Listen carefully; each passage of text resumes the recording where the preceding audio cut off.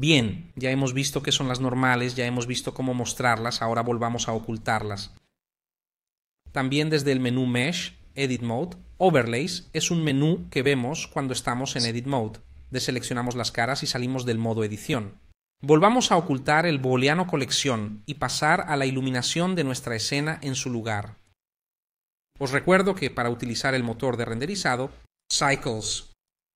A continuación vamos a establecer el punto de vista que nos gustaría encuadrar con la cámara, y para pedirle a Blender que haga que la cámara encuadre esta vista tenemos el atajo de teclado CTRL plus Alt plus 0 en el teclado numérico. Al hacerlo verás que se forma este rectángulo. Básicamente lo que ha ocurrido, la cámara se ha movido para encuadrar la vista según la posición en la que nos encontrábamos. Sin embargo, nadie nos prohíbe seleccionar la cámara y moverla como cualquier otro objeto. Podemos moverla, podemos girarla hasta conseguir el encuadre que prefiramos. Con la tecla 0 del teclado numérico podemos pasar de la vista independiente a la vista de cámara. Entonces podemos pasar la vista renderizada para ver cómo es nuestra situación de iluminación. Vemos que algo no cuadra. ¿Qué ha pasado con nuestras bóvedas? Bueno, en realidad las bóvedas están ahí, siguen aquí, pero no son visibles para el motor de renderizado porque te recuerdo que usamos una copia del cilindro que usamos para hacer una operación booleana. Cuando usamos el complemento Bool Tool, el objeto que se oculta también se oculta al motor de renderizado. Resolver esto es muy sencillo. Simplemente seleccionamos el arco. Vamos a la sección Objeto. Vamos a la sección Visibilidad. En la subsección Visibilidad de rayos está todo desmarcado. Simplemente hacemos clic y arrastramos el ratón hasta que todos los opciones. Si ahora volvemos a la vista renderizado, volvemos a nuestra bóveda.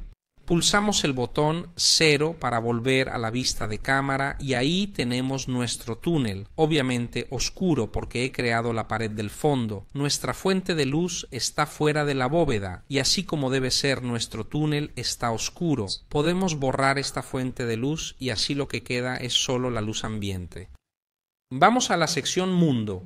Cambiemos el color de la luz ambiente. Pongámosla blanca. Entonces ahora solo tenemos como fuente de luz esta esfera ficticia a nuestro alrededor, que proyecta una luz blanca desde todas las direcciones. El túnel, justamente, al ser profundo, a medida que nos adentramos en él, la luz se hace cada vez menos como justamente debería ser porque la luz rebota y se dispersa. Cuando estamos en vista de cámara, tenemos la opción de pedirle a Blender que renderice solo lo que se está encuadrando.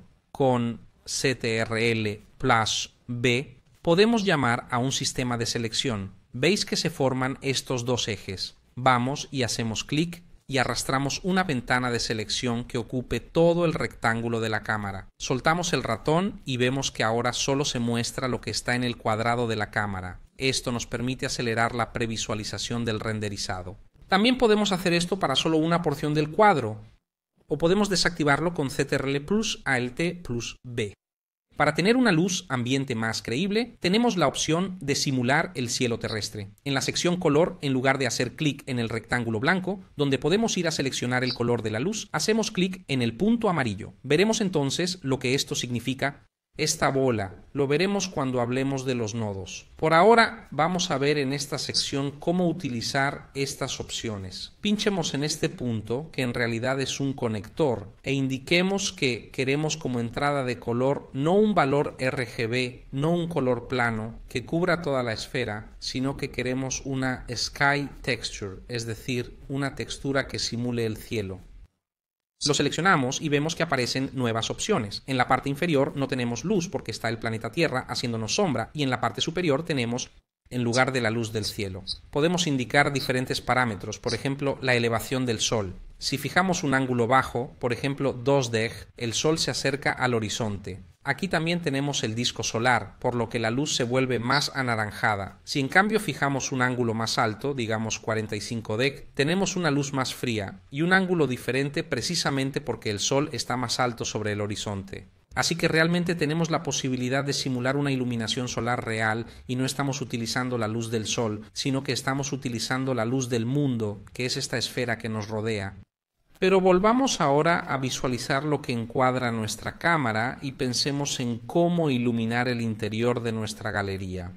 Lo que vamos a hacer es crear ventanas, aberturas laterales que permitirán que la luz entre la luz. Volvemos a la vista sólido y, manteniendo pulsada la tecla Shift y haciendo clic con el botón derecho del ratón, vamos a posicionar el cursor 3D en este punto. Cuando utilizamos este atajo de teclado, es decir, Shift más el botón derecho del ratón, vamos a posicionar el cursor 3D en la cara del objeto que estamos seleccionando. Intentemos rotar la vista. Verás que el cursor 3D descansaba justo sobre la superficie de nuestro arco. Insertemos ahora un nuevo objeto. Con Shift Plus buscamos un cilindro, que también podemos dejar con el tamaño por defecto. Utilizaremos este cilindro para crear las aberturas de las bóvedas. Asegurémonos de que aún lo tenemos seleccionado. Seleccionamos también la bóveda y con CTRL Plus pasamos a realizar una resta. Volvemos a la vista de nuestra habitación. Cambiamos a vista renderizada y vemos que ahora tenemos una ventana en la bóveda. Por supuesto, podemos mover el cilindro a nuestro antojo, pero me gustaría señalar que este agujero no se repite en las veces siguientes, sino solo en la primera. Vamos a ver por qué. Este es un aspecto muy importante que debemos entender sobre el funcionamiento de los modificadores. Si vamos a la lista de modificadores activos, vemos que el último es el booleano que se introdujo cuando pulsamos la combinación CTRL+. Es decir, le hemos dicho a Blender con esta abreviatura que aplique una resta de este cilindro cada vez. Esta sustracción es en realidad un modificador que se ha colocado al final de la lista de modificadores. Debes saber que la lista puede ser mucho más larga. Nadie nos prohíbe tener docenas y docenas de modificadores, y Blender empieza a aplicarlas de arriba a abajo. Esto significa que primero se aplica el array, es decir, la copia de las 4 bóvedas. Aquí, por ejemplo, podemos aumentar y disminuir el número de copias. Después tenemos la aplicación del solidify, es decir, el engrosamiento de la bóveda. Después tenemos el Smooth by Angle y solo después viene el Boolean que resta el cilindro de la bóveda para que este agujero se refleje en todos los copias de la bóveda. Este modificador debe estar antes de array, así que lo que podemos hacer es pulsar aquí en el lateral, donde están estos puntos, y arrastrar hacia arriba. Ya ves, los modificadores se mueven para hacer sitio al que estamos moviendo. Vamos a ponerlo arriba, y el hueco aparece ahora en todos los copias. Sin embargo, algo va mal, porque ahora ya no es un agujero, sino es una especie de diente. Porque cuando vamos a aplicar la resta en este momento, nuestro cilindro todavía no tiene espesor porque Solidify solo llega después. Para poder perforar la bóveda tiene que haber un espesor si no tenemos este resultado. Entonces debemos asegurarnos de que solidificar es par antes de restar.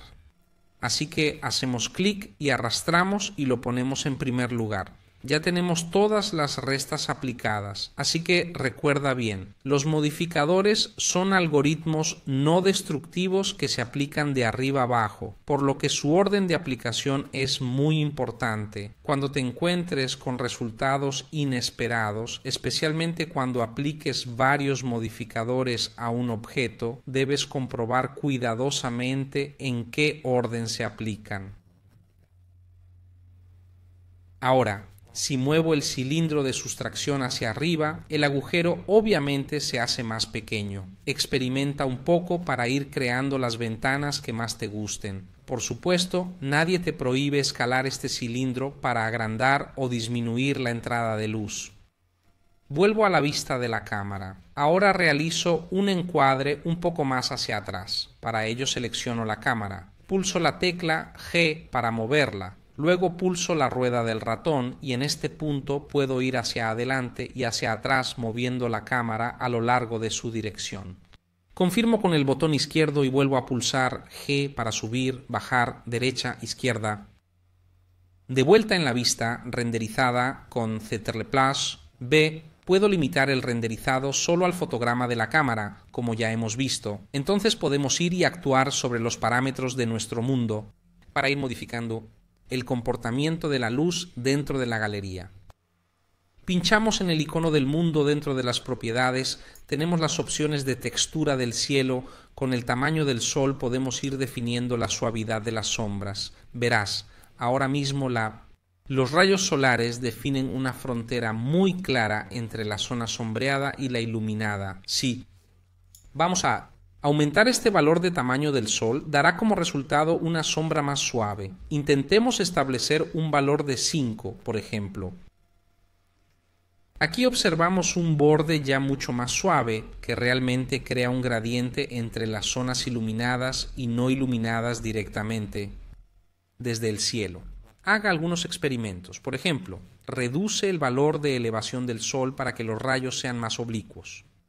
Probemos, por ejemplo, para utilizar 20 grados y, en cambio, con la rotación del sol, giramos la posición del sol. Por ejemplo, intentemos moverlo 45 grados y vemos cómo el resultado es completamente distinto al de la primera configuración. En este caso, por ejemplo, vemos cómo los rayos de luz iluminan las geometrías de los arcos de la galería. Te invito a que experimentes con la geometría y la luz. Visite todos los experimentos que se te ocurran, así que quizá aumentes el número de elementos de los arcos, pruebes a crear más agujeros o gires a escala el cilindro que utilizamos para abrir las ventanas de la bóveda. Prueba a variar los parámetros de la textura del cielo aquí a la derecha. Observa lo que ocurre e intenta comprender cómo la luz cambia realmente el resultado de nuestra escena de una manera profunda. Por último, no olvides guardar este trabajo, porque podremos volver a utilizarlo más adelante para explorar otros aspectos del uso de Blender. Me gustaría señalar que durante la fase de renderizado, especialmente en escenas donde hay mucho rebote de luz, zonas más oscuras frente a zonas más claras, en cualquier caso con geometrías más complejas, tenemos mucho grano que a medida que el motor de render procesa va desapareciendo.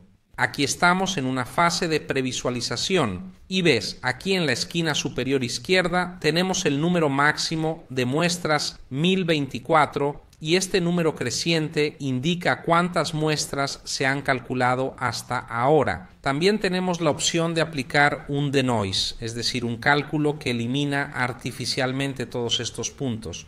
Si vamos a la sección Render, esto se indica con la cámara, vemos que tenemos la posibilidad de decidir en el viewport cuántas muestras hacer como máximo, en este caso 1024, y si aplicar o no denoise. Vamos a probar a activar esta opción y ver qué diferencia hay. Podéis ver que justo al principio obtenemos una imagen muy pastel que, por cierto, me gusta mucho porque también se puede utilizar para conseguir algunos efectos gráficos interesantes. Pero como ves, a medida que el motor de renderizado calcula las muestras y aplica el denoise, la imagen se vuelve cada vez más definida, más limpia. Esto depende de ti. ¿Qué tipo de visualización quieres tener? Experimenta también con esto.